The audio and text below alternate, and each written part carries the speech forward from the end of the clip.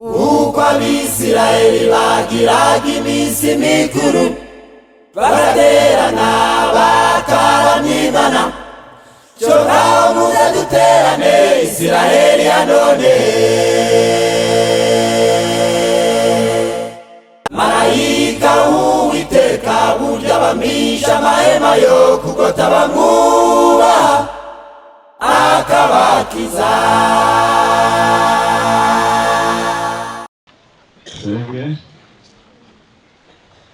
Turagushimye Data wera udukunda, tugushimira imbabazi zawe n'uburinzi byabanye natwe, izina ryawe rihabwe icyubahiro. Watugiriye neza, waduhaye amahirwe benshi bifuje bakaba batayabonye, ko twabyutse turi bazima tubasha kwiga ijambo ryawe. Abari bafite inyota benshi ntibayibonye kubera umutekano muke w'aho baherereye, abandi ntibayibonye kubera kuzigitanwa n'umwanzi. Twebwe watugize umwihariko, ibyari byatugize imbere wahabwa icyubahiro. Buri wese uraha umurinde guhombera muri aya mahirwe, ahubwo dutere gukungukiraho byinshi, tubisabye mu izina rya Yesu. Amen. Tugiye kwiga, ngewe tugiye kuganira amazina ni Nzamuramba Jean Bosco, itorero ni irya Ngoma, aho ncumbitse ni mu murenge wa Mahembe, mu kagari ka Kagarama, akarere ni Nyamasheke. Ndumva ari ibyo, ubwo kuba mu Gisovu barema Mugonero, mugeze mu giti cya Muramba mukabaza muti kwa Nzamuramba boneye, mwaza mukanywa amazi bwabwije mugacumbika. Nicyo tuvugira amazina, ko utazi izina ry'umuntu ntabwo uba umuzi mu buryo bwuzuye. Tugiye kwiga, twize byinshi kandi by'ingenzi. Ku mwigisha uvuye aha yagerageje kutwereka igihe turimo n'icyo tugomba gukora. Byagaragaye neza, ijambo ry'Imana ryabitweretse, abandi ryabibibukije ko turi mu bihe by'imperuka. Imperuka rero iyo witegereje neza, ahantu imperuka yageze kuruta ahandi ni mu miryango. Kandi Satani ntabwo ari umuswa. Impamvu yashyize mu miryango nta yindi, nuko ijambo ry'Imana ritubwira neza yuko ari imibereho myiza y'abaturage, ari iterambere ry'igihugu, ari ukujya mbere kw'itorero. Ibi byose bishingiye ku bikorerwa mu muryango, mu rugo. Iyo mu rugo byanze, ubwo umuyobozi aravunika, abayoboye itorero baravunika, abaturanyi bakahagokera, ibibazo bikaba biravutse. Imperuka ntiyagiye mu ntusu, ngo ijye mu mpanuka hirya no hino zibituzengurutse, ahubwo ahantu yashinze cyane ni mu miryango. Impamvu ni iyi. Ariko twihuse turigana ijambo ritubwira ngo umuryango mwiza kandi muzima. Umuryango mwiza kandi ugize ute? Umuryango ntabwo wapfuye kubaho. Niyo mpamvu niyo abantu bapfuye kuwurema, ubwo baba batangiye kwinjira muri gahunda z'imperuka. Imana ijya kure mu muryango ifite uko yawuhanze. Iyo umuntu ahanze umuryango akawuhanga uko abyumva, akawuhanga uko yabyitekerereje, uko byamuramutse muri we, uko imiryango ye yamuyoboye, atagendeye kuko Imana ibishaka, abashinze umuryango mu isi ugiye gusohoza imperuka.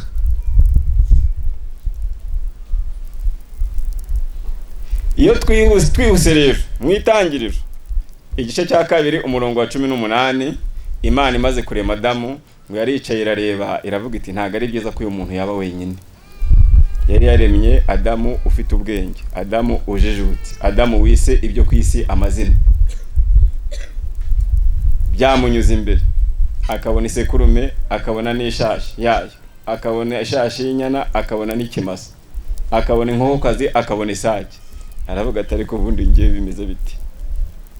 Ngo nubwo yari afite ibintu byose muri Edeni, imbuto z'amoko yose, imbuto ziryoshye, ntabwo zari ziri kuva mu butaka bwamaze kwangirika bw'iki gihe, aho hari n'urubuto urya ugasanga n'imbere harimo utundi tuntu tumeze nk'amabuye. Zari imbuto nziza. Ngo ntabwo Adamu yari kunezerwa iyo aza kuba ari we nyine. Niyo mpamvu ku bagabo babizi icyo Imana yadukoreye, yafashe umunezero wacu iwisha mu mugore. Iwisha hehe? Iwisha mu mugore. Imana yashinjirije Adamu, murakomeza musome kugera muri icyo gice kugera ku murongo wa 23. Imukura mu rubavu, iruremamo umugore, imushyira Adamu. Adamu aramwitegereza kubera ubwenge yari afite, aravuga ati iyi ni igufa ryo mu magufa yanjye, nakara ko mu mara yanjye, azitwa umugore kuko akuye mu mugabo. Nicyo gituma umuntu azasiga se na nyina akabana n'umugore we akaramata, bombi bakabiki. Ibyo si Imana yabivuze na Adamu. Uyu muryango uremwe Adamu mu bwenge Imana yari yamuhaye, areba n'indi miryango igomba kuzakurikira n'ibyisabwa, aravuze ngo umuntu agomba gusiga se na nyina akabana n'umugore we akaramata, bombi bakaba umubiri umwe. Ariko iyo dusomye muri Zaburi 45 ku murongo wa 10, naho hari icyo hatubwira ku bigendanye n'umudamu. Umudamu cyangwa se uwo mukobwa baramubwira ngo tekereza neza, witonde, usige ishyanga ryawe, nibagirwe inzu ya so. Kena nahari icyo ni cyo umukobwa yasabwe muri Zaburi 45 turahera ku murongo wa 10. Yarasabwe ngo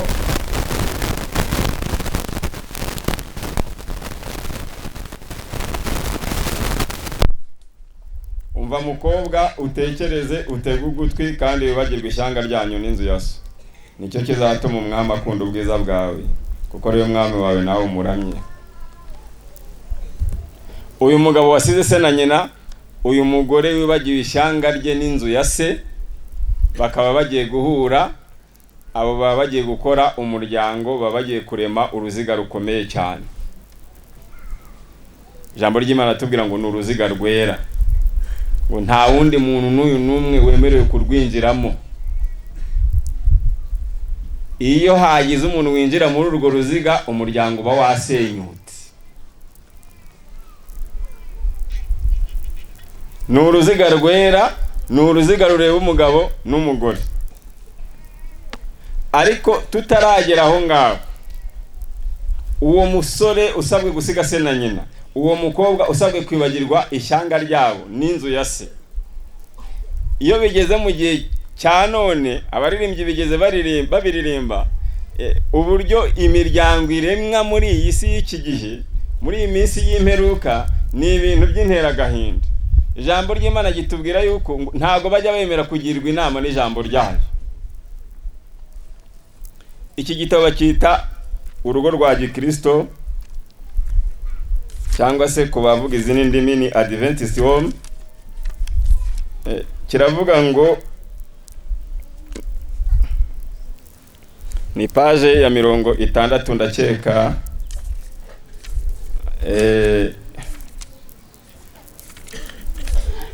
na 7. Aravuga ngo niba hari ikintu icyo ari cyo cyose gikwiriye kuzirikanwa impamvu yacyo kandi ukakigambira udahubutse, icyo kintu ni ugushyingirwa. Niba Bibiliya ariyo mujyanama ukenewe rwose, niyo ikwiriye kubanziriza intambwe yo gufatanya abantu mu mibereho y'iteka. Igikomeye muri ibi ni uko abenshi bayoborwa n'ibitekerezo byabo, kandi akenshi indwara y'urukundo rw'agaharo ijyana abantu ku kurimbuka. Aha niho abasore bagaragariza ubwenge buke kuruta ku kintu icyo ari cyo cyose, ku kindi kintu icyo ari cyo cyose. Umusore yarize, abona akazi, amenya gutunganya neza, arayobora muri leta, arayobora mu itorero. Umukobwa nuko byagenze. Ariko iyo ageze mu byo kubaka urugo, ijambo ry'Imana yatubwiye ngo niho bagaragariza ubwenge buke. We uribaza urugo ugiye gushinga rutazasenyuka by'iteka, ugiye kuzabyara abana, igihe kidukunde twaza kubisoma, ugomba kuzamurikira Imana ariko umuntu mwamenyanye none mugatangira gupanga ubukwe mu kwezi, ubukwe uragira ngo bwuzure mu kwezi buzamara imyaka n'imyaka, ngo ku bindi byose baba barumviye Imana, ariko bagera kuri iyi ngingo bakagaragaza ubwenge buke. Mu by'ifaransa baravuze ngo il refuse d'écouter la raison. Ntacyo wakora, nta nama wamugira, aba yabaye nk'urutare. Ngo bagakorera mu ibanga, ngo bagakorera mu igwisho, ngo uko batekereza yuko ngo abantu bashobora kunyuranya na gahunda zabo. Maze yazarangiza akaza ati abayobozi b'amatorero baranamwe mujye mugira amakenga, ati rero turiya mukobwa ati naramukunze none umubona uti umva, kandi yamaze kumukunda ariko kubaza uko agira ati utahagera amakenga turamenye turiya, ukabugiza abanzi babiri bazamara gukora uko kwihuza kwa bati rero nubwo ubona waje ukaba uri no mu rugo atari ko runaka ntiyabishakaga, ateri yakumbujije, yaramaze gutangira nabi, ujye ugira amakenga. Aho niho bagaragariza ubwenge buke kuruta ahandi hantu hariho hose.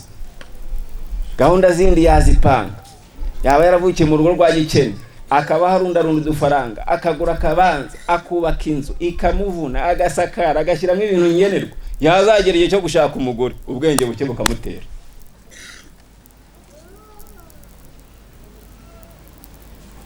Niyo mpamvu ushaka umuryango mwiza yubaka umuryango, intego ya mbere ari ukubaha Imana. Umuryango mwiza cyambere kiburanga no kubaha iki? Imana. Indirimbo yabitubwiye, nivundi ryanezeza, nibiri mu nzu byose byahinduka inyamibwa, ari uko hari iki?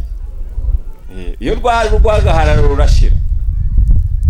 Igitabo Intekerezo Imico n'Umuntu, igitabo cya mbere ku ipaje 157 ndatekereza haratubwira ngo iyo bamaze kubana batangira kwigana ingeso, ntago baba bari basanzwe byashoboka kugira ngo bazigane. Umuntu agatangira kubona amafuti muri mugenzi we, ibyo yabonaga nk'ibyera agasanga sa mata. Buriya waranyweye amata akakuryohera, ukibwira yuko ibyo uzabona byose by'imyera ari amata, wahora n'umukono ukagotomera, ubwo nugukuraho bajya gushyinga. Mwumva ikibazo hano kigiye kuvuka rero, rwa ruziga rukinjirwamo n'abandi. Umuhungu akajya gupanga, akaganira n'umugore, ariko inama yavuze ikwiye kwa nyina, inama yazikuye kwa se, urugo ntabwo rwakuzura, ubwo rwubatswe n'imperuka. Akabaye koze, agacitse koze, umukobwa afera akayifatira mwanyina, ati mbe mama urabizi iti noneho bimeze gutya mu wanjye, ati noneho bimeze gutya. Wa mukobwa we ibyo wabikuye hehe? Ntabwo ari ko ijambo ry'Imana ritubwira, ahubwo mwumva icyo ritubwira ku bigendanye n'abashakanye, uko uruziga rw'umuryango rwera. Urugo rwa Gikristo turagusoma ku ipaje 169, haratubwira ngo kwisubiya kabiri, uruziga rw'umuryango rugomba gufatwa nk'ahantu hera, ikimenyetso cy'ijuru, indorerwamo twirebera mu bwacu. Dushobora kugira inshuti nabo dushyikirana cyane, ariko ntibagomba kwinjira mu buzima bw'umuryango.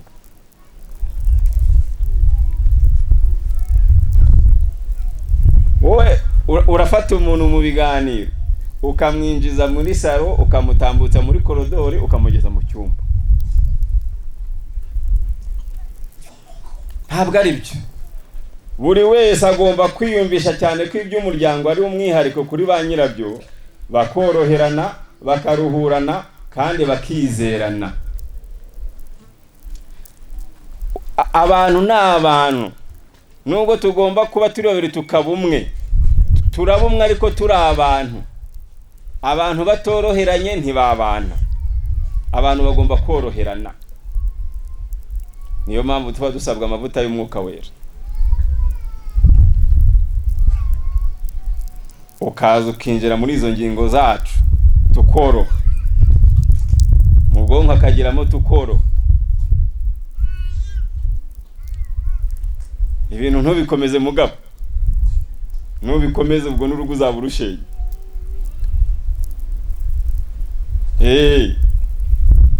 Ntago turi gutera ubwoba basore, ariko buriya uwakubwira ngo abicaye habubatse ngo buri wese agende yandika kuri kiriya cyapa ibyingo zabo. Abasore bavuga ati niba ari uko bimeze rero bayi.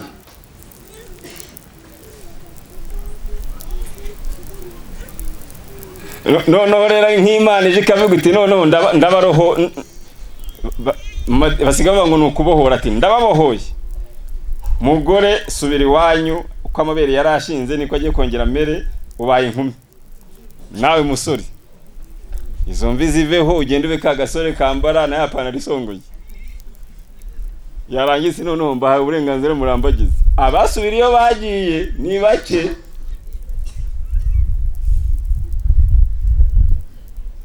Uri kumva? Ubwo hari ababanishijwe n'igikumwe bateye mu murenge, hari abana banishwe no kuvuga ngo ubuse nabigenza gute nk'umuntu w'Imana. Uwo mwisero aravuga toya tuwacane wazima, cyanda wimenye nanjye nzimenye. Ntago ariko bimeze. Mwe kujya mwemera ku ruziga rw'umuryango rwinjiramo n'abandi bantu, nubwo yaba ari so, nubwo yaba ari nyoko, wakwibwira ngo ni Imana namaje kugwa ariko aje kugusenyera. Ikikunane uri nyiri bwite urakikoreza nde? Uretse Imana yonyine wagihande. Ahazengurutse buri muryango wose hari uruziga rwera rugomba kurindwa, nta numwe wemerewe kurwinjiramo. Umugabo n'umugore bagomba kwegurana ubuzima bwabo. Umugore nta banga na rimwe akwiriye guhisha umugabo we maze ngo arishurira abandi. N'umugabo nawe nta banga akwiriye kugira ngo ahishe umugore we maze ngo arishurire abandi. Mwagize ngo nta amahano ni yaje. Ubwo hari utwabikije bashangazi, umugabo we ntazi iyo biva niyo bijya. Iryo uzi utabwira umugabo ntihakagira undi muntu urimenya ku isi y'abazima keretse Imana idahishwa. Iryo uzi umugore atakwiriye kumenya ntihakagira undi muntu ugira ute urimenya. Nta banga ryagombye kubaho umugore yabika akaribwira undi ataribwira umugabo we. Ubwo se mwaba mubaye umwe gute? Iyo watangiye kuyarundanya ubwo uri kurundanya bariyeri, uri kugenda uzishyiraho. Kubera ko abantu b'iki gihe rero nabo niba ari amashuguri ntago bakigira ibitekerezo bireba kure. Ukabana n'umuntu mugaseka mukabyarana, niyo miterere y'abagabo yaragutaye mu bwenge. Kandi umwenda wugura, mwana avuka agura za kigoma, ariko mu bwenge utakigira ute? Akaga kari muri uwo mwana. Ntabwo igihe kiri budukunde ngo twigane ikibazo cy'abo bantu, imiterere yabo ni nabo bagushije ni bo bazanya akaga mu isi. Kwiri gutongana n'umuntu ukarara umuteye inda, wibwiye ngo umwana azaza ameze ati, ko ari wa mwana w'ikakera ugera ku ishuri akabwira n'undi mwana ati nagutera icyo umurebye nabi. Kuko erega namwe mwamubyaye icyuma kiri ku musego barahari. Hari n'uwo babyaye umugore yabanje kujya guhisha umupanga ngo umugabo atamenye aho umupanga ugize ute. Amahoro mwabuze mukayashakira mu buriri, ibyo se ni ibiki? Ngo ni igihombo kitagaruzwa. Hepfo ntibikabeho ko umugabo n'umugore mu buryo ubwo ari bwo bwose. Nari nsimbutse, umutima w'umugore ugomba kuba igitura hambamo amafuti y'umugabo we, kandi nanone umutima w'umugabo ugomba kubimva hambamo amafuti y'umugore we.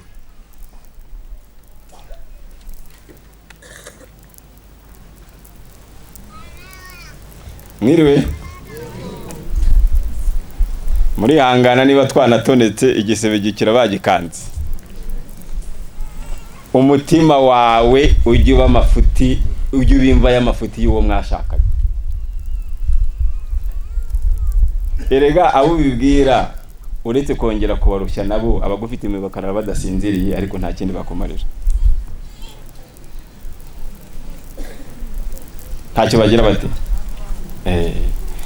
Ijambo ry'Imana niyo mpamvu ritwerurira neza yuko hari abantu bubaka ingo batari bemerewe kuzishaka kuzubaka. Uyu mwanditsi ku ipaje ya 80 yavuze ijambo rikomeye cyane mu ryumve, ukagengo kavuga ngo ingo zangizwa no kudahuza. ingo zuzuyemo ubuhanya kandi intekerezo z'urubyiruko ziyobera muri ako kayira, kuko Satani akabayoboramo akabatera kwiringira ko bakwiye gushyingirwa kugira ngo banezerwe mu gihe badafite ubushobozi bwo kwiyobora ubwabo cyangwa gutunga umuryango. Abantu ba mbere batabyemerewe ni abantu badafite ubushobozi bwo kwiyobora, ni abadafite ubushobozi bwo gutunga umuryango. Aka kabiri, abadashobora kwihanganira no kumenyerana n'imico ya bagenzi babo kandi bakaba badashobora kwihanganira ibyo batandukaniyeho bitanejeje n'ibyazana ubwumvikane buke hagati yabo, ntibagomba gushyingirwa. Umuntu udashobora kwihanganira icyo atumvikanaho na mugenzi we, akaba adashobora kwihanganira umuco wa mugenzi utamunejeje, akaba adashobora kwihanganira ibyo badahuje nawe na mugenzi we, abo ntibagomba gushyingirwa, nta burenganzira bafite.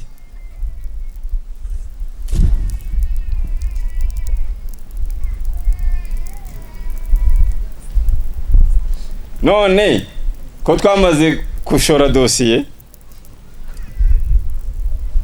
tugomba gushaka umuti. Umuti umva urure tugomba kunywa,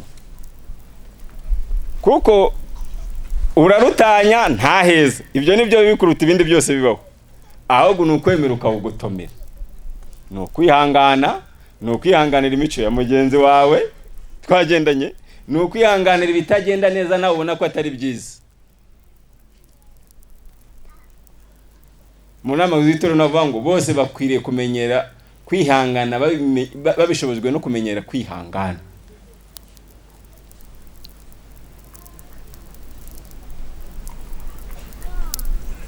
Ariko mu by'ukuri ingo zaratewe, ingo zaratewe. Rero buri wese ajya aharanira kugira ngo urugo rwe rwubahe Imana, ruheshe Imana icyubahiro. Ayo makosa ntashyingurwe muri izo mva.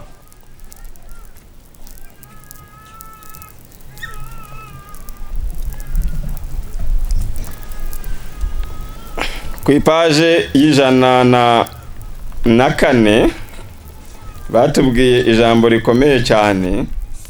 Iyo abantu babuze kwiringirana niko bigenda. Bavuze igitekerezo kibabaje, ariko nta mubyeyi twakwifuriza ko yamera atyo. Baranditse baravuga ngo imico y'abashyingiranywe ikuzwa cyangwa igasingizwa n'imibanire yabo. Umubano wabo utangira gusenyuka nyuma y'igihe gito bashyingiranywe, mu gihe umwe muri bo afite imiterere mibi, yanduye, yikunda kandi yagitegetse. Imiterere mibi, imiterere yanduye, imiterere yikunda, imiterere yagitegetse. Ariko akagaho kari, iyi miterere bari kwivuga ku mugore. Mwumve hepfo, niba umusore yarahisemo neza, azabona iruhande rw'umuntu uzakoresha ubushobozi bwe bwose akamwakira ku mitwaro y'ubuzima, agatunganya kandi akaboneza umugabo we, kandi binyuriye mu rukundo rwe akanezerwa. Ariko umugore niba ari umunyamafuti, umwibone, utegeka, umunyabukana, utegeka umugabo we ibyumviro n'ibyifuzo bye bwite bikomoka mu miterere yanduye kandi akumva byashyirwa mu bikorwa, ufite imyitwarire mibi kandi niba adafite kwibaza n'amacenga meza, maze ntabashe kubona urukundo umugabo wamugirira no kuruha agaciro, ahubwo agahora amurega kumwirengagiza no kutamwitaho kuko atemera amafuti yose n'ibyo amusaba byose, azatuma ibyo amuvugaho azageraho akabimubonaho, maze ibyo yamukekagaho bihinduka ukuri.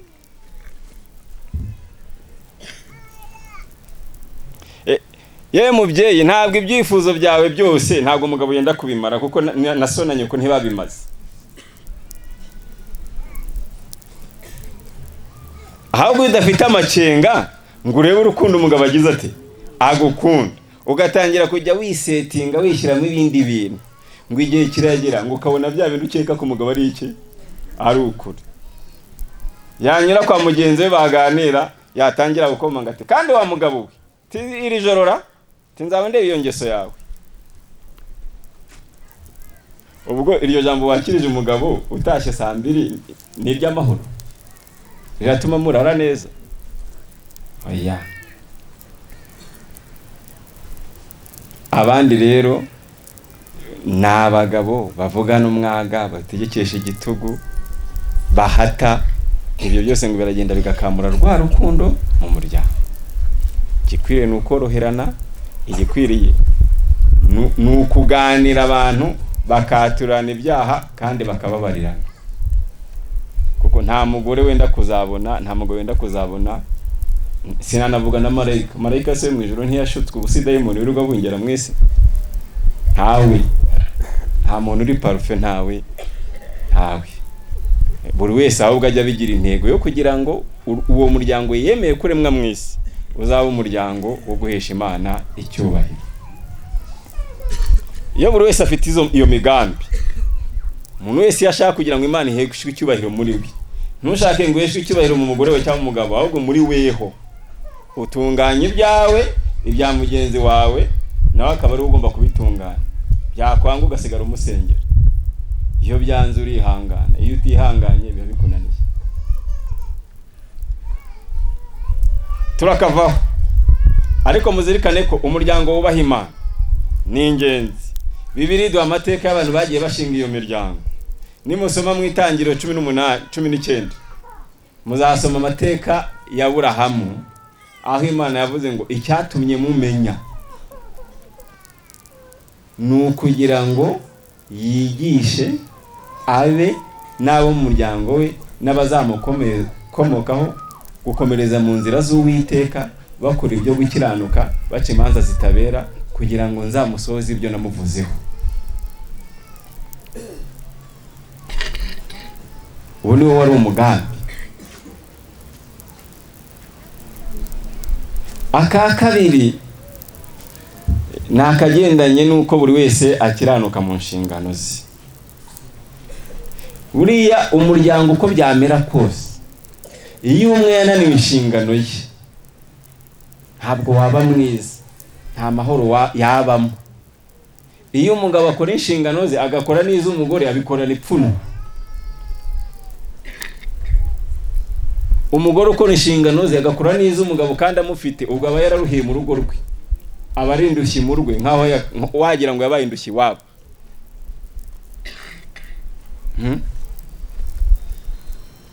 Umugore akibaza byose, akibaza umunyu, akibaza isabune, akibaza amavuta, akibaza amafaranga y'ishuri, akibaza minerivare, akibaza ikayi y'umwana. Umugana we agatavuga ati mukengore. Hari n'ubivuga ari muri koti, ateye niyo yubatse. Ati no umutware utagira rasiyo nubahe wamukuye.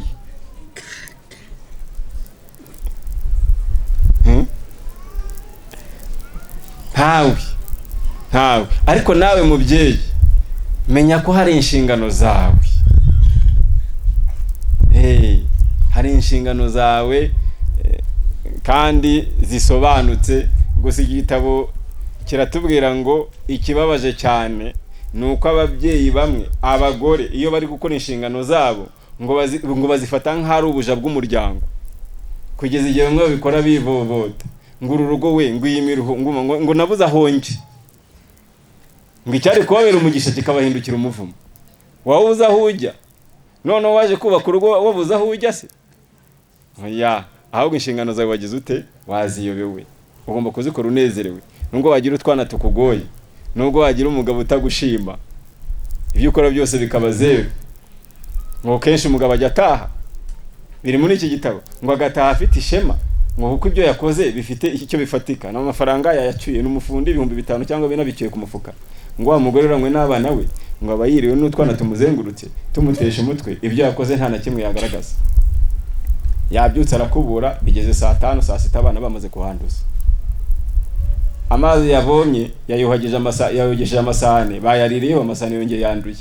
Amazi ntahari, amasahane yanduye. No bikaza kuba ni mugoroba, ibyo yakoze yizungurukaho yavunitse, ariko umusaruro atagira ate. Ngo umugabo yatanga, ariko ngo nkawe ngo kwirirwa wicaye gusa urya tu. Ibyo nabyo bivuna umubyeyi w'umugore. Yarangiza akabikora nkaho ari uburetwa, ntabwo ari uburetwa. Ngo mufite inshingano ikomeye cyane, turi buze kugeraho mu kanya. tugerageza kuyisorezaho ikomeye cyane, yewe iruta inshingano iyo ari yo yose muri iyi si undi muntu yakora, niyo kubyara umwana ukamurera ukazamumurikira Imana. Kandi ngo isano abana bafitanye na ba nyina niyo nini cyane ugereranyije niyo bagirana na basi, ku buryo kunanirana k'umwana, imico mibi y'umwana 80 ujye ubishyira kuri nyina, 10 rishyire kuri se, irindi 10 rishyire ku byaduka bibakikije. Abagasamba mucunge, abakanyamazima mucunge, abo umwana umva, ababyeyi mwebwe kugira ngo mujye mumenye uko muteye, mujye mureba abana banyu. Iyo umwana avuga ati sinakwambara bodaboda, nyina ajya abanza yireba ukomeze nuko yari ameze. Rero mu by'ukuri kumenya inshingano zawe birakwiriye cyane cyane kuruta ibindi bintu byose. Igitabo kiratubwira ngo abagabo ntibakunda abagore babo, bagira bate? Hirya bo baranavuze ngo ntibasharirire abana. Abagore nabo barabwiye ngo nibumvire abagabo. Ni inshingano zisobanutse.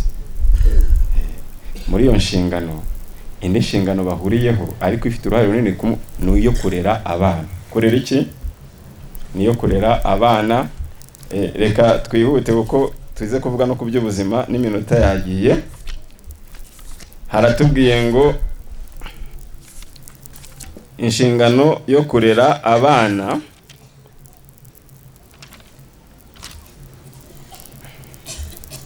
paji ya 74 haravuze ngo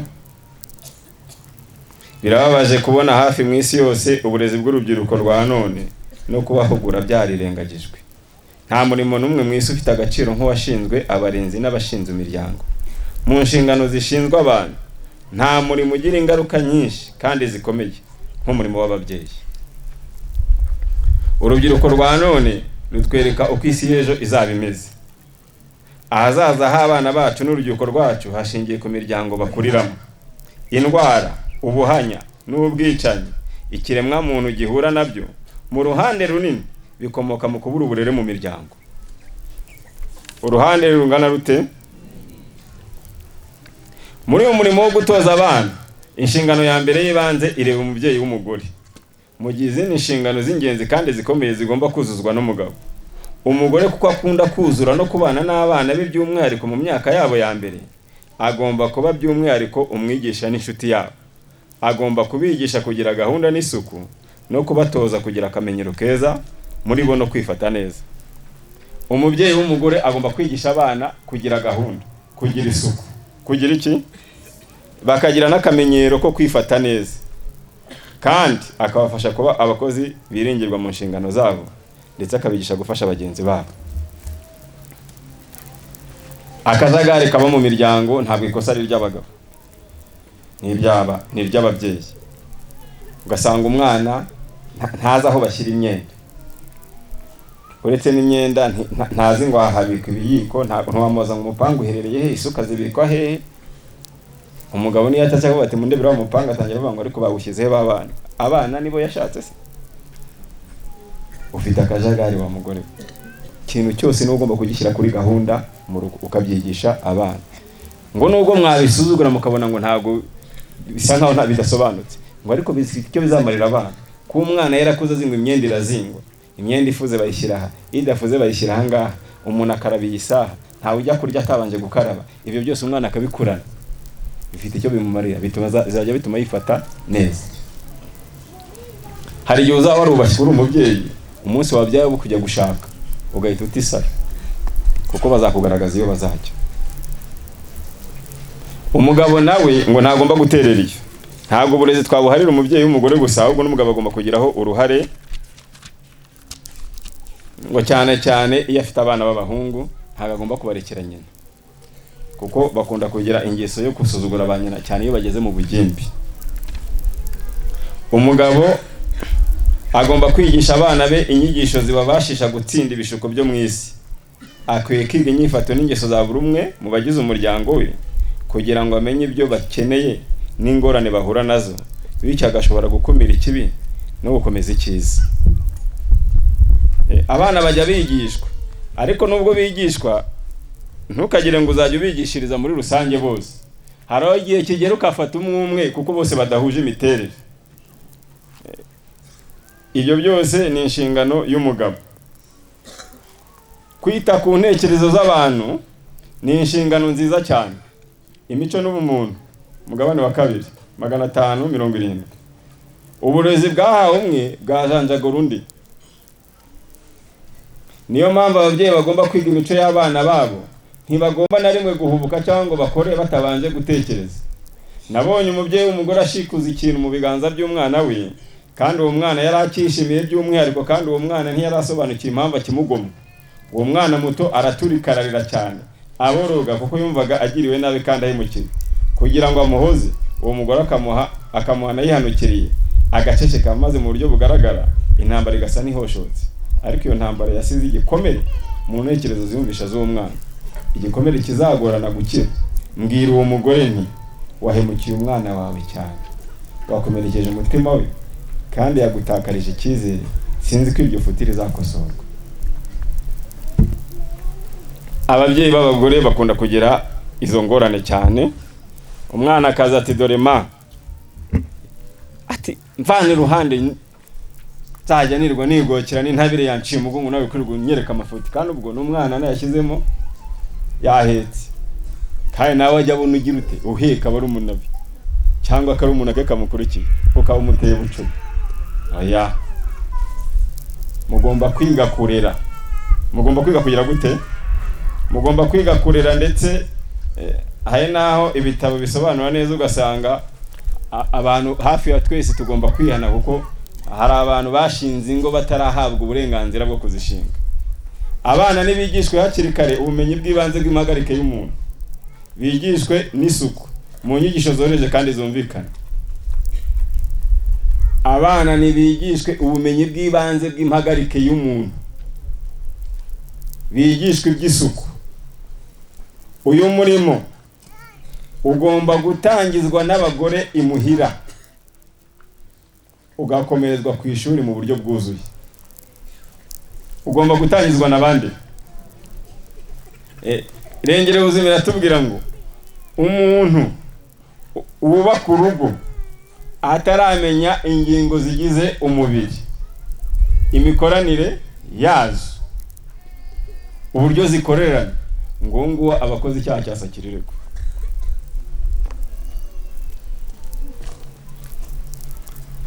Akabaza aho amabere ateye kuko yaragaragara, ariko ntazi igifu, ntazi ngo umwijima uherereye he, ntazi umutima ngo uherereye he, ntazi amara, ntazi urwagashya, ntazi icyo bimaze, ntazi iby'impyiko. Uretse n'ibyo n'iby'imyororokere ntabyo azi. Ntazi ngo ibifashanya ababyeyi ni ibihe. Wapi, narakuze gusa ndumva nakubaka urugo. Oya, ugomba gusobanukirwa n'impagarike y'umuntu, kamenya imiterere yayo. Kamenya imiterere y'iki? Ku miterere iyi y'abana, iyo umwana akunda kurira ukamuhoresha ikijumba, yarera utifata ikirayi. Yemwe babyeyi mujya mubikora? Yarera fata ibere. Ntabwo igihe cyose umwana arize aba akeneye ibere. Ntabwo igihe cyose umwana arize bivuze ngo arashonje. Oya, umwana arya kuko amasaha yo kurya ageze. Kandi ibifu by'umwana ni nk'iby'umuntu mukuru. Ntabwo byo birya 4-5, ngo icyo umuntu mukuru cyo kiba kirya 2. Oya, imiterere y'igifu cy'umwana n'icy'umuntu mukuru ni bimwe. Rero ibyo nabyo muzabimenye, mumenye ngo iyo mwangirije ibifu byabo muba muhemukiye cyane. Ndumva rero ngo mu byo bagombaga kubigisha ibyo byari birimo. Hakurya kugira ngo tugere ku musozi, ikintekerezo zikora ku mubiri kimwe n'icy'umubiri ukora ku ntekerezo bigomba kwitindwaho cyane. Imbaraga y'ubwonko ikozwe nk'amashanyarazi ikangurwa no gukoresha ubwenge, ihembura impagarike maze bigatanga ubufasha ntagereranywa mu guhangana n'indwara. Ibi bikwiriye gusobanurwa neza. imbaraga y'ubushake n'akamaro ko kwidegeka mu kwirinda no kuzahura ubuzima. Imbaraga zonona kandi zigacogoza ubwonko zikomoka ku burakari, ku kubura umunezero, kwikunda cyangwa umutima mubi. Uburakari, kubura umunezero, kwikunda, umutima mubi biri mu bintu bicogoza ubwonko. Kandi ibintu bihanganye n'imperuka. Ibi ni imperuka iri gushaka ku bantu kuruta ibindi byose nk'uko twabibonye. Ni ubwonko. Ubwonko bw'abantu burananiwe, burananijwe, bwarangiritse, ariko ikigeretse kuri ibyo buranashonje. Bugize gute? Burashonje. Niyo mpamvu ku bantu bagira akajagari, bagira iki? Abantu bagira akajagari batazi gushyira muri gahunda, dore ko ibishinzwe ibyo bintu ni ubwonko bw'imbere. Shinzwe gutunganya, gushyira ibintu kuri gahunda, kwiyumvisha ibintu bigendanye n'imico. Ni ubwonko bw'imbere. Abantu bakunda kugira akajagari, reka tubarangire ibyo muzajya mukoresha. Ariko sundi akajagari ni iki? Ni ukujya kuvoma ukabanza ukarandura ibyatusanze mu birayi. Warandura nka bitatu ukongera ugafata injerekani ukajya kuvoma. Wagenda wamara gucana umuriro uti none se ndatekera hadakubuye, ugakubura ukabura zimwe, kongera gucana bwa kabiri. Ibyo nagake benshi bakandagira n'isabato kubera akajagari. Rero mujye mufata ingano muzinika amasaha 28, nimuzirangira muzishyira ahantu hatagera izuba ariko hashyuha, zibanze zimere. Igishakwa cyane ni wa mumero wazo. Muri ibiko 5 mubikora iminsi 5 mwikurikiranye.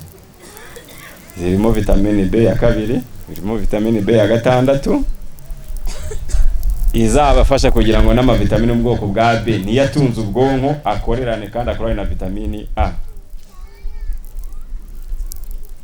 Iyo ufite umwana watinze kugenda,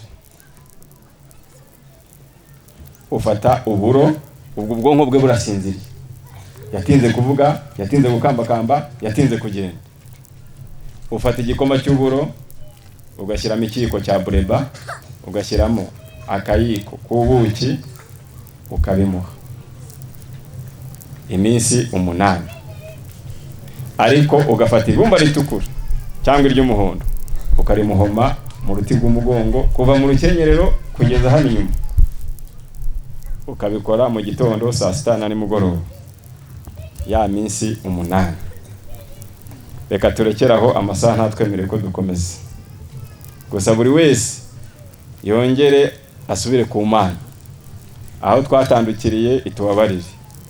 Mwuka wera atwubakire, tugire ingo zihesha icyubahiro kandi idushoboze kugira amagara mazima mu izina rya Yesu.